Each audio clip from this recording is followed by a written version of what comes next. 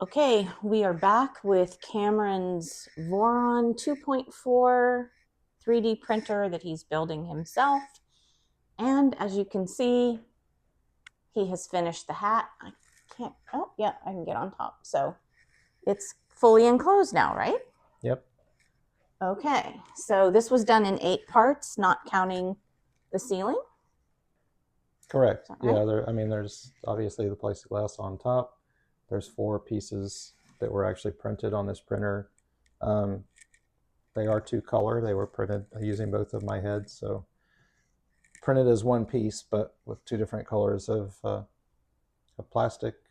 Yeah, and I took the original design for this piece and I modified it. It didn't have this extra little honeycomb on the inside, and then they also have this big emblem that sits here, but I kind of like the look of this a little bit better, so I made some changes to that design. All right. And printed it. So there's still more to do, getting closer though. I have some parts over here printed that to put together. So there's still a few more pieces to go to this, but these parts will go on the back of the printer to enclose the wires that go up for the 6 tool heads. And then these are some parts that will start becoming those tool heads. There's still a lot more parts to print because I have 4 more tool heads to build, and I'll probably rebuild the ones that I have to make a few changes. Why do you need to change them?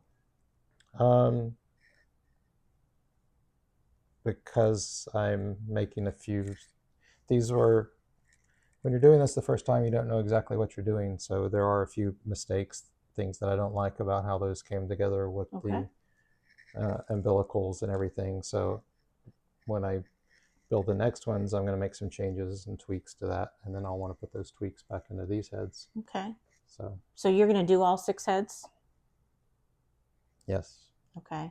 And there are 2 there now? Yes. So you have 4 more to go? Yes. All right. Getting closer. All right. Anything else you want to tell us? That's it. All right.